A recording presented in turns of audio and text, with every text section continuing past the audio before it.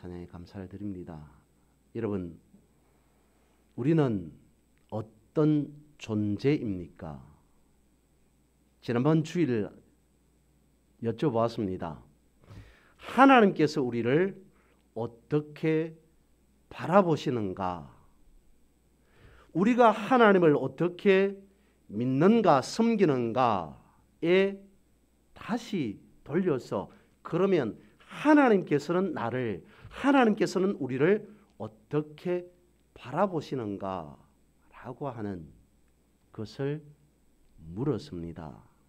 하나님은 우리를 여러분 어떻게 바라보실까요? 제 물음이 아니라 성경에 있는 말씀입니다. 하나님께서 우리를 어떻게 여기시는가? 시편 8편 4절과 5절은 이와 같이 말씀하십니다. 사람이 무엇이기에 주께서 그를 생각하시며 인자가 무엇이기에 주께서 그를 돌보시나이까? 그를 하나님보다 조금 못하게 하시고 영화와 존귀로 관을 씌우셨나이다. 이 말씀을 두고 말하기를 이는 예수 그리스도에 대한 말씀이다 라고 하면서 단지 예수 그리스도만을 말하는 것이 아니라 나까지 우리까지 포함하고 있다라고 말하기도 합니다. 다시 읽어드립니다. 사람이 무엇이기에 우리가 누구이기에 주께서 우리를 생각하시며 인자가 무엇이기에 사람이 도대체 무엇이기에 주께서 우리를 그렇게 돌보고 계십니까? 그를 하나님보다라고 지금은 번역되어 있으나 예전에는 천사라고 되어 있습니다. 우리를 천사보다 조금 못하게 하시고 영화와 존귀로 관을 씌우셨습니다. 우리가 누구라고요?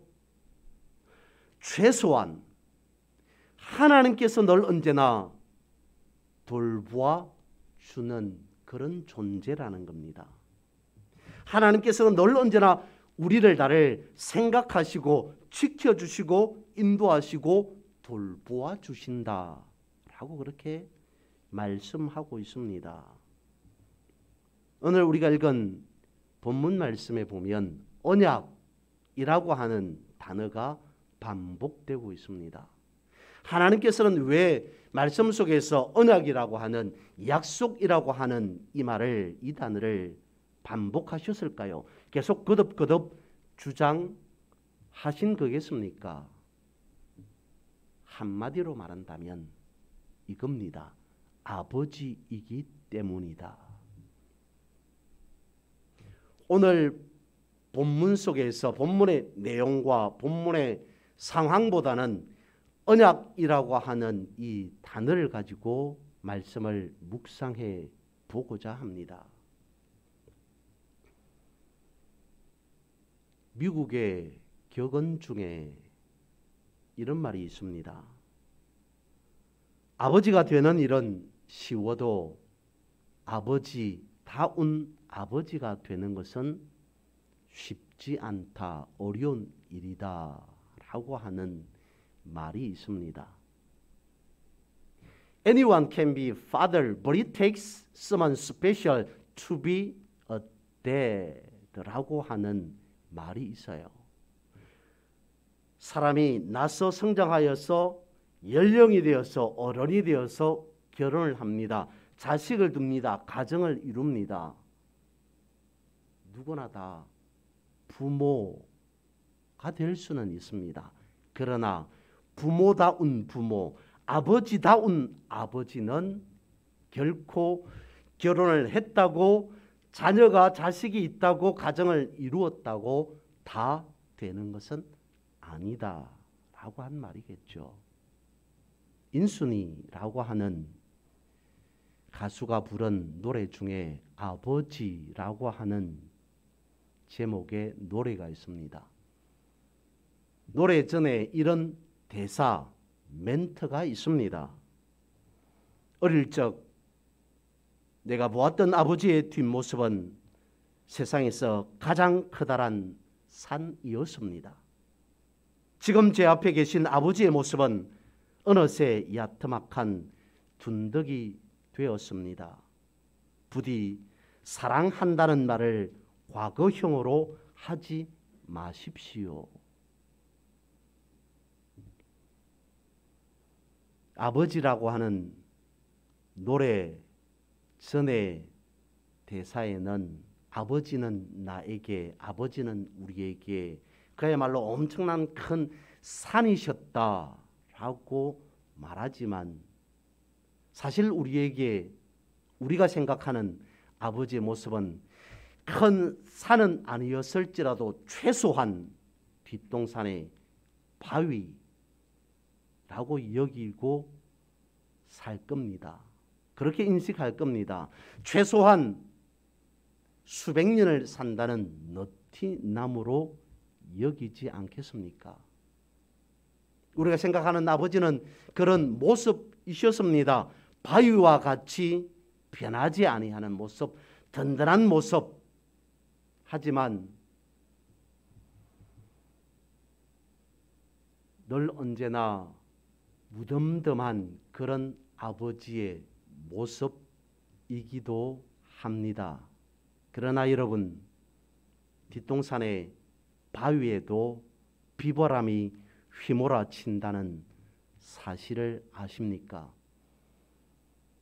수백 년을 산다는 너티나무에도 풍상이 몰아쳐서 껍질이 벗겨지고 수없이 가지가 꺾였다는 사실을 아십니까? 바위도 비바람의 폐입니다. 수백 년을 산다는 너티나무도 부러지고 부러지면서 살아갑니다.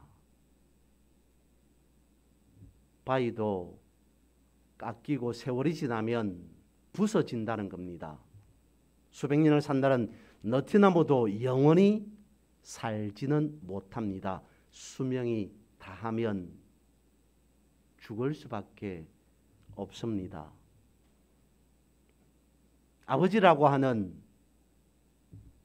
그 노래 가사 안에는 사실 아버지라고 하는 말이 단 한 차례도 들어가 있지 않습니다. 아버지라고 하는 그 노래를 들으면 느낌은 어쩌면 사랑하는 연인들과의 사이에서 일어나는 일 정도로 들립니다. 노래 가사는 그렇습니다. 그런 노래의 마지막 부분에 이런 가사가 있습니다. 가슴속 깊은 곳에 담아두기만 했던 그래 내가 사랑했었다. 이 가사, 이 말 한마디가 어쩌면 아버지로서의 모든 것을 다 표현하고 있는 의미는 아닌가 싶습니다.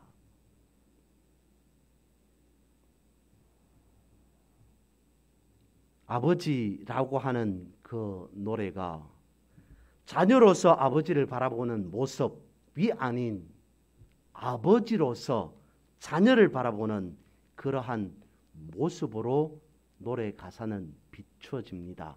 그래서 마지막 부분에 가사가 그렇다는 거죠. 가슴속 깊은 곳에 담아두기만 했던 아버지가 자녀를 바라봅니다.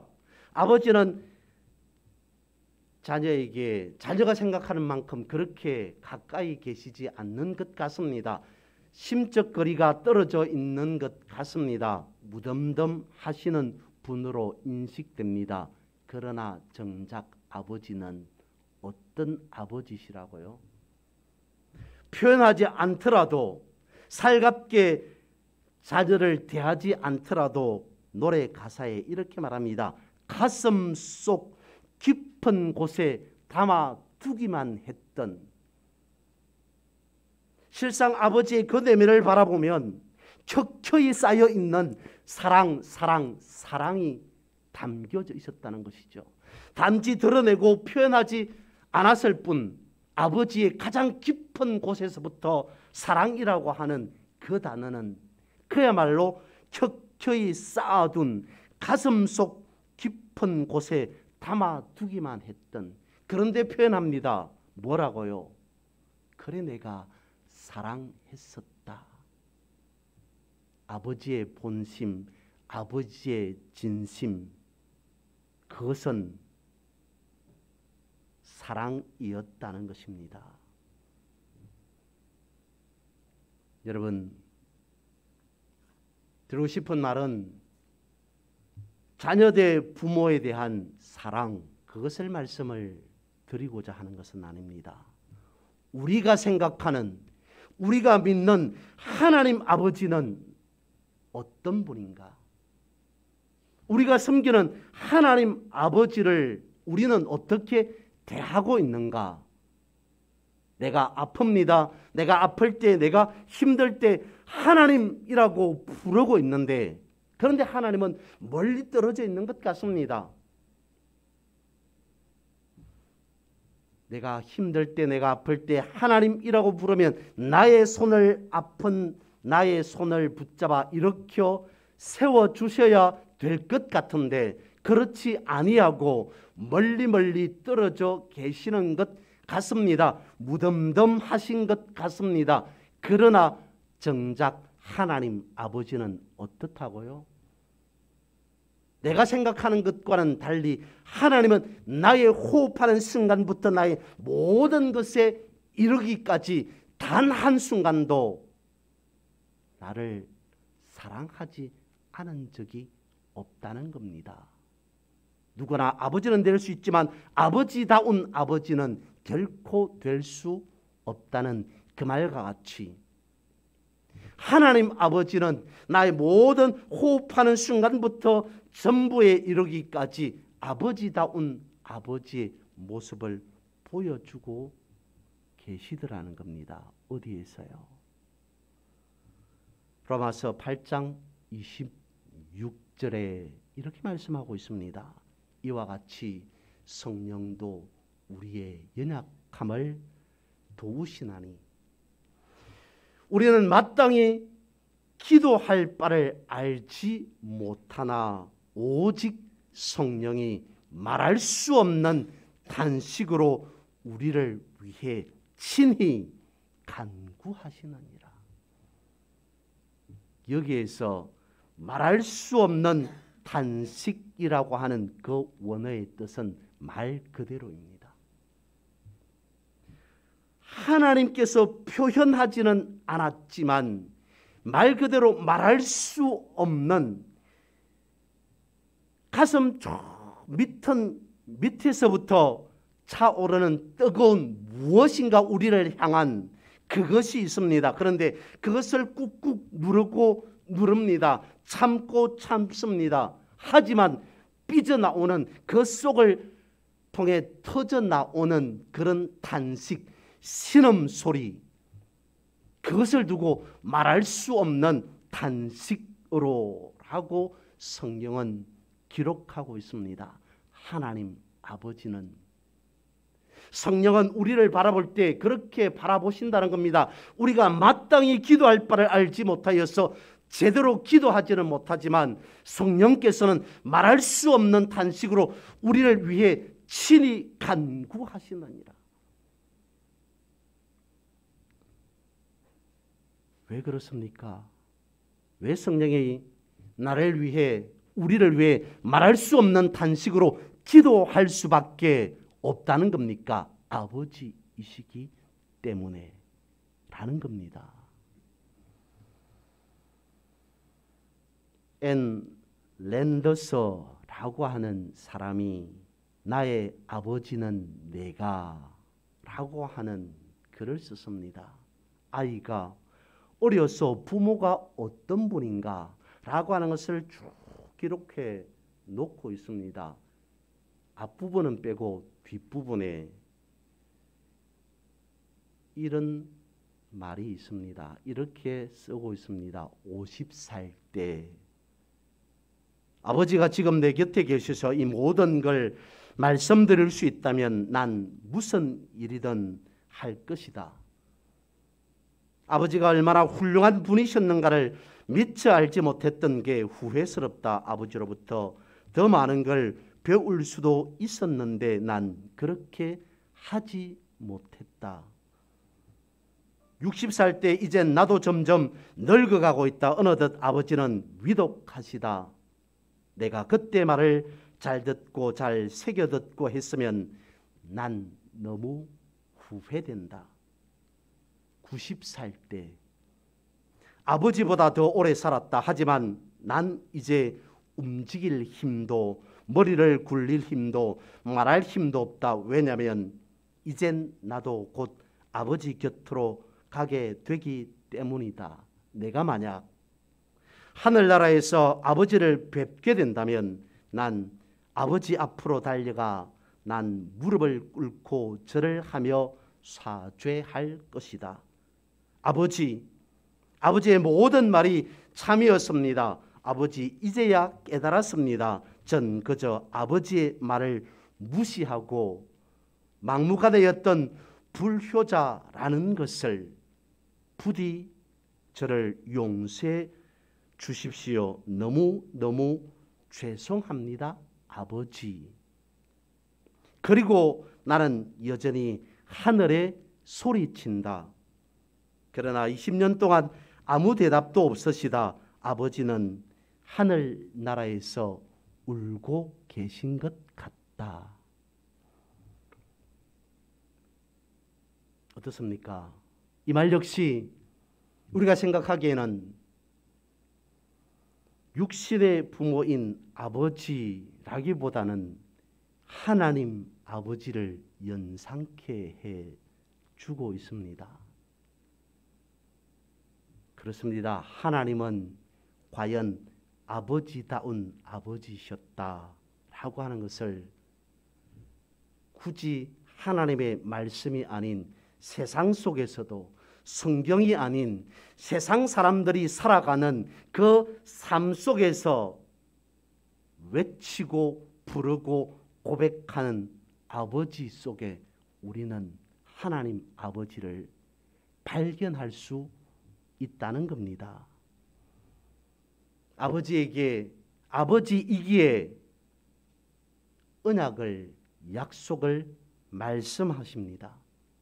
아버지의 마음으로 자식된 우리에게 말씀하고 또 말씀하고 있습니다. 오늘 본문 20절은 이와 같이 말씀하고 있습니다. 여호와께서 이와 같이 말씀하시니라. 너희가 능히 낮에 대한 나의 언약과 밤에 대한 나의 언약을 깨뜨려 주야로 그때를 잃게 할 수 있을진데. 말이 조금 어려운 것 같습니다. 이 말입니다. 만약에 낮이 없어지고 밤이 없어진다면, 해가 없어지고 달이 없어진다면 어떻게 되겠느냐? 상당히 당혹스럽지 않겠느냐라고 하는 그 말입니다. 그런데 결코 낮이 없어지고 밤이 없어지고 해가 없어지고 달이 없어지지 않을 것이다. 낮과 밤, 해와 달이 계속될 것이라고 하는 것은, 변함이 없을 것이라고 하는 것은 우리가 익히 알고 있다. 내가 언약하는 것 역시 그럴 것이다 라고 하는 그 말입니다. 하나님의 말씀은, 하나님의 약속이라고 하는 것은 절대로 변하지 아니할 것이다. 다시 말씀을 드리면 하나님은 결단코 실패하지 않으시는 분이다 라는 것을 말씀하고 있습니다. 그 말씀을 그대로 보여주신 것이, 하나님께서 말씀하시고 하나님께서 약속하신 것은 정확하게 지키신다라고 하는 것을 그대로 보여주신 것이 바로 십자가입니다. 예수님께서 이 땅에 오셔서 십자가를 지셨습니다. 어떤 십자가요? 약속의 십자가를 지신 겁니다. 어느 날 갑자기 예수님께서 오셔서 내가 십자가를 지겠노라 하신 것이 아닙니다. 구약으로부터 말씀으로부터 이어져 내려오던 그 사실을, 그 언약을, 그 약속을 예수님께서 오셔서 실천하신 것입니다. 그래서 십자가를 우리는 이렇게 부릅니다. 약속의 십자가라고 말입니다. 말씀대로 오셔서 말씀대로 십자가를 지신 주님께서 우리에게 이렇게 말씀하고 있습니다. 자기의 십자가를 지고 나를 따라오라. 약속의 십자가를 지신 주님이 우리에게 하시는 말씀이 우리에게도 십자가가 있다는 겁니다. 우리가 세상에서, 우리가 삶 속에서 지고 가야 할 십자가가 있다고 하시면서 하시는 말씀이 나의 십자가, 우리에게 주어진 자기의 십자가를 지고 주님을 따르라, 나를 따라오라 라고 말씀을 하고 있습니다. 이때 주님께서 말씀하신 자기의 십자가, 그러니까 우리에게 주어진 십자가는 어떤 걸까요? 그 말씀의 상황을 보면 이렇습니다. 자기의 십자가라고 하는 것은 제자들의, 당시 제자들이 가져야 할 제자로서의 어떤 결단, 그리고 주님이 십자가를 통해서 구속의 엄청난 큰일, 대업을 이루신 것처럼 제자들도 인류 구원이라고 하는, 주님을 대신해서 주님을 따라서 인류 구원이라고 하는 그 대업을 이어가라 라고 하는 말씀이 자기의 십자가를 지고 나를 따라오라 라고 하는 그 말씀이었던 겁니다. 그러면 우리는 이렇게 생각하죠. 주님이 지셨던 그 엄청난 십자가는 쉬운 십자가 아니었다. 주님께서 지셨던 그 십자가는 죽음의 십자가요, 고통의 십자가요, 죽음의 십자가였다. 그러면 제자들에게, 그리고 오늘 우리에게 그런 고통의 십자가, 죽음의 십자가를 지고 나를 따르라 라고 하신 그 말씀이겠습니까? 아닙니다. 다시 말씀을 돌아가서 생각해 봅니다. 주님께서 지셨던 십자가는 어느 날 갑자기 지신 십자가가 아닙니다. 어떤 십자가요? 약속의 십자가였습니다. 말씀 따라 말씀을 이행하신 약속의 십자가였습니다. 주님이 지시기 전에 십자가는 말 그대로 고통의 십자가, 형벌의 십자가, 죽음의 십자가였습니다. 그러나 주님께서 지신 십자가, 그 십자가는 그런 십자가가 아닌 약속의 십자가였다는 겁니다.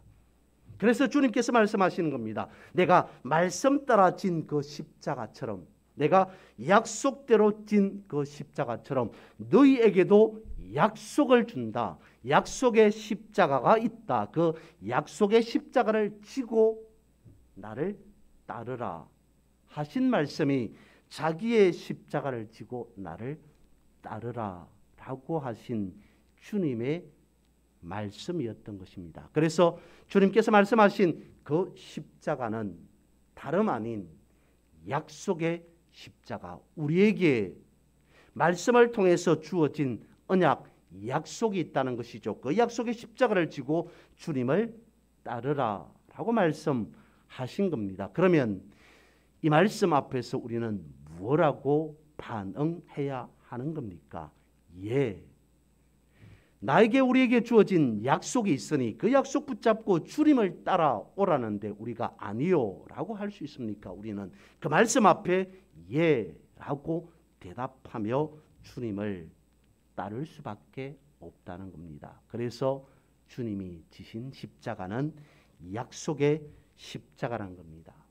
그러면 오늘 본문은 무엇을 어떤 약속을 하고 있는 걸까요? 22절에 말씀하고 있습니다. 하늘의 만상은 셀 수 없으며 바다의 모래는 청량할 수 없나니 내가 그와 같이 내 종 다윗의 자손과 나를 섬기는 레위인을 번성하게 하리라 하시니라. 무엇인가 엄청난 것을 말씀하고 있습니다. 언약을 말씀을 하고 있습니다. 그 뒤에 마지막 부분에 이렇게 말씀합니다. 번성하게 할 것이다. 하나님은 약속을 지키십니다. 어떻게 약속을 지키신다고 말씀을 하십니까? 번성하게 하겠다라고 하는 언약, 약속을 지키신다는 거죠. 어떻게 해요? 우리는 하나님 앞에 서 있으면 되는 겁니다. 주님께서 지셨던 그 약속의 십자가를 갖고 우리도 약속 따라 살아가면 엄청나게 어렵지 않겠는가? 하지만 그렇지 않습니다. 엄청난 무엇인가 번성을 받으려면 우리도 헌신하고 또 헌신해야, 노력하고 또 노력해야 되지 않겠는가? 아닙니다. 우리는 주님 앞에 서 있기만 하면 됩니다. 이 번성의 약속을 우리가 받기 위해서는 하나님의 눈에 띄는 곳에 있기만 하면 된다는 것입니다. 하나님 앞에 서 있는 삶이 습관처럼 된다는 것이죠. 그래서 제가 조금 전에 말씀을 드렸습니다. 오늘 이 시간 주일을 맞이하여서 우리가 어떤 마음으로 이 거룩한 주님의 성전에 올라오셨습니까? 우리가 하나님의 눈에, 하나님의 시선에 띄기 위해 서 있기만 하면 된다고 말씀을 드렸습니다. 이 말씀과 연결되는, 묵상되어지는 말씀이 역시 오늘도 말씀을 드립니다. 시편 23편 5절에 있는 말씀이죠. 주께서 내 원수의 목전에서 내게 상을 차려주시고 라고 하는 말씀이 시편 23편 5절에 있는 말씀입니다. 다윗의 고백이죠. 이 말씀만, 이 부분만 떼어서 말씀을 살펴보면 그렇습니다.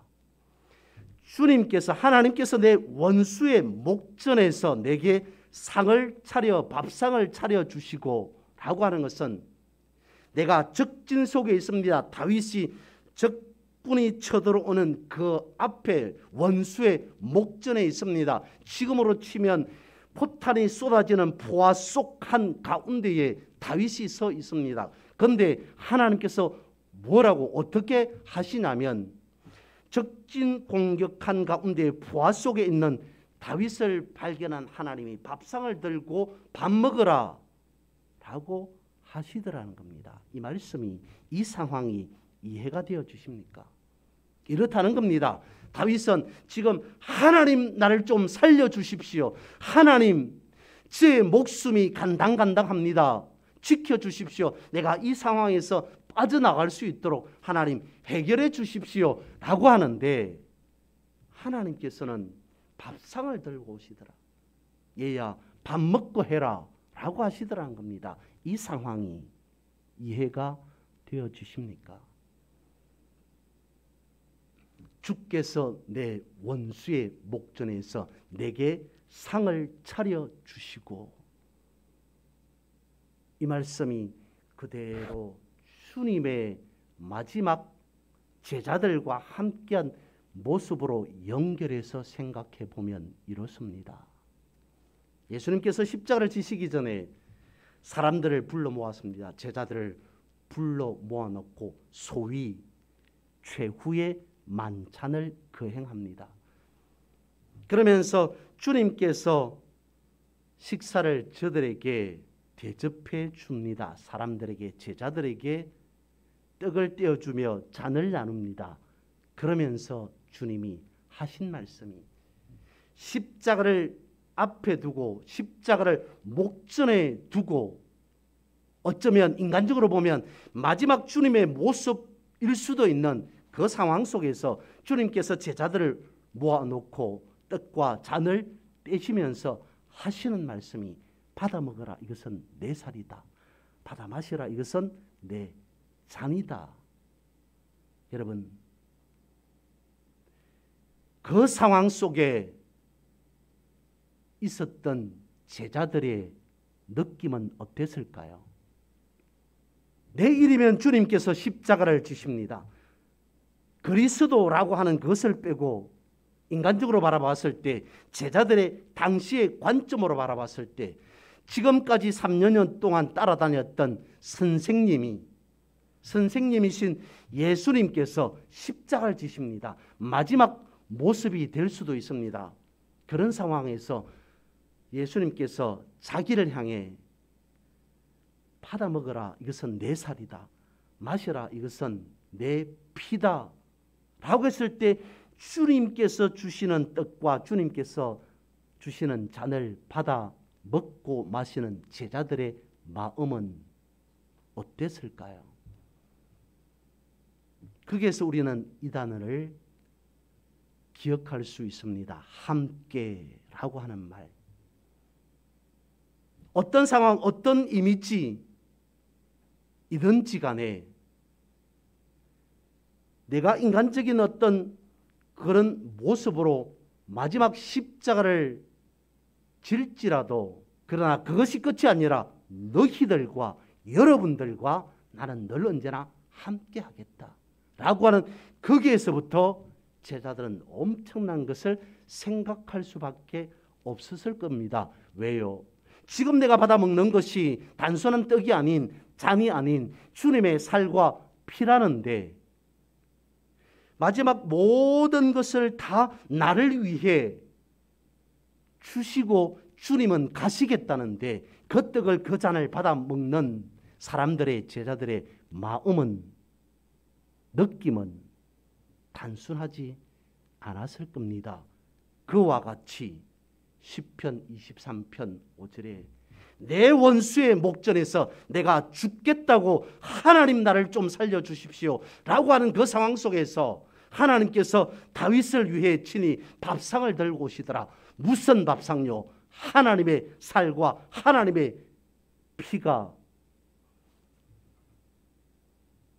차려진 그 밥상, 그것을 다윗에게 주기 위해서 하나님의 살과 하나님의 잔을 자신에게 주기 위해, 다시 말씀을 드리면 하나님의 모든 것을 다 주시기 위해 달려오시는 하나님의 모습을 바라본 다윗이 하는 고백이 내 원수의 목전에서 내게 상을 차려 주시고 내 혼자 죽겠다고 하는 것이 아니라 하나님께서 나와 함께 직접 싸우시겠다. 아니 어쩌면 나보다 먼저 하나님께서 목숨 걸고 나를 위해 원수에게 달려가서 싸우시겠다라고 하는 비장한 그 모습을 다윗은 거기에서 발견하고 깨달았다는 것입니다. 왜 그렇습니까? 거기에서 다윗은 무엇을 느꼈을까요? 과연 하나님은 나의 아버지가 아니신가? 아버지가 아니라면 죽음도 마다하고 어떻게 적들의 수없이 많은 적들의 공격 앞에 홀로 서 있는 다윗을 사람을 돕겠다고 위해서 싸우겠다고 나서겠습니까? 그 속에서 다윗이 발견한 것, 그 속에서 다윗이 깨달은 것은 그것이라는 거죠. 하나님은 과연 나의 아버지이시구나. 하나님께서 나를 위해 목숨 걸고 지켜주시는구나 라고 하는 것을 깨닫고 또 깨달았던 고백이 바로 그것이라는 겁니다. 무엇을 어떻게 해요? 나는 다윗의 입장에서 나는 어려움 속에서도 나는 힘든 일 속에서도 하나님만을 바라보고 있었다.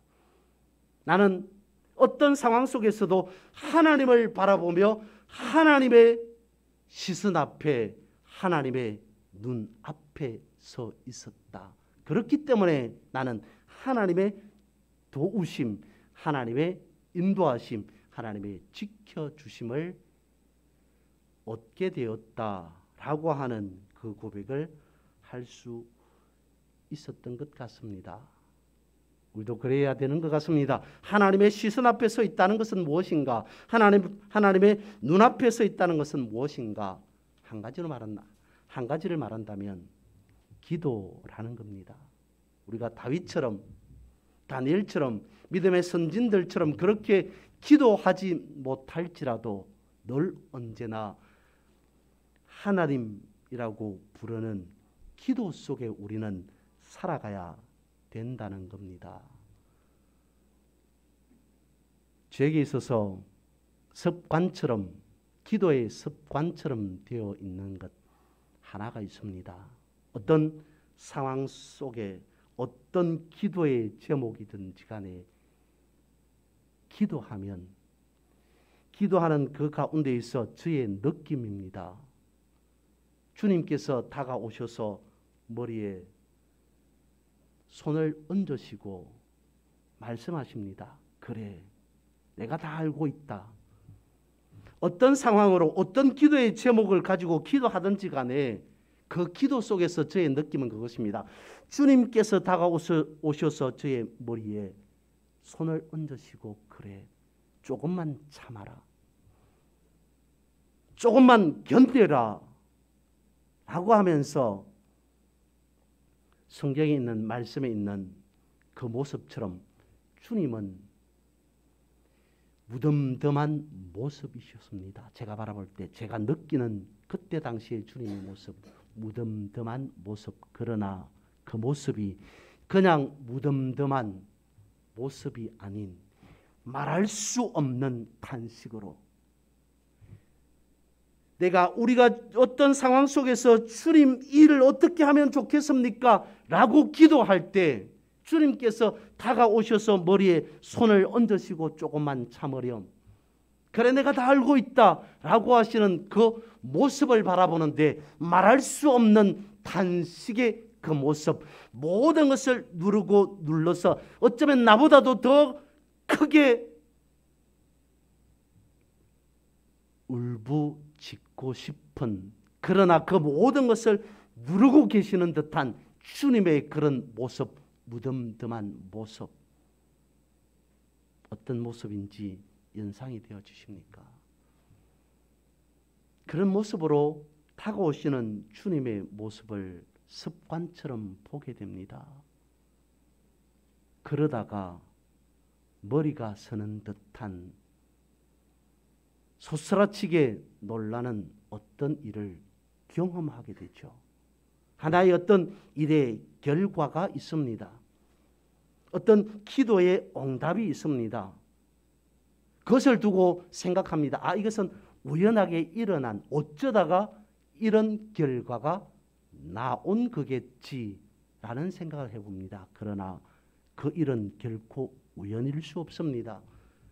어쩌다가 일어난 일의 결과일 수 없습니다. 그것이 좋은 결과이든 그렇지 않은 결과이든지 간에 생각해보면, 따져보면 그 모든 것은 하나님의 섭리셨다는 것을 깨닫게 됩니다. 그래서 다시 생각합니다. 만약에 이것이 하나님의 섭리, 하나님의 역사하심이라면 이것은 수년 전부터, 아니 어쩌면 수십 년 전부터 하나님께서 계획하신 일이었던 것이다 라는 생각에 이르게 됩니다.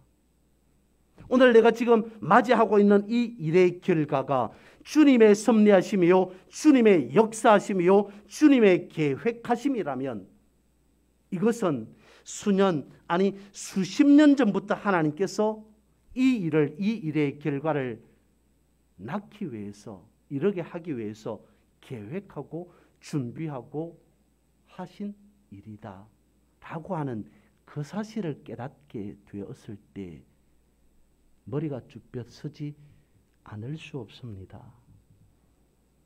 여러분, 여러분들도 마찬가지일 겁니다. 항상 무슨 일이 있을 때마다 우리는 주의 이름으로 기도합니다. 하나님, 이를 어떻게 하면 좋겠습니까? 하나님, 이런 일이 있습니다. 하나님, 어찌할 바를 알지 못하겠습니다. 도와주십시오. 라고 기도합니다. 하나님 앞에 서 있다는 겁니다. 하나님의 시선 앞에, 하나님의 눈앞에 우리가 깨어 있다는 겁니다. 그런 우리의 모습을 보신 주님은 성경의 말씀과 같이 말할 수 없는 탄식으로 친히 나를 위해, 우리를 위해 간구하신다는 겁니다. 주님께서는 우리와 약속하신 것을 결단코 놓지 않으신다는 겁니다. 잊어버리지 않으신다는 겁니다. 여러분, 어릴 때, 아니 언젠가 부모님께 편지를 써본 적이 있습니까? 아니면 부모가 되어서 자녀를 위해서 편지를 써본 적이 있습니까? 그리고 몇 년의 시간, 많은 시간이 흐른 뒤에 자식으로서 부모에게 편지를 썼던, 부모로서 자식에게 편지를 썼던, 시간이 세월이 지난 후에 그 편지를 다시 읽어본 적이 있습니까? 그때 어땠습니까?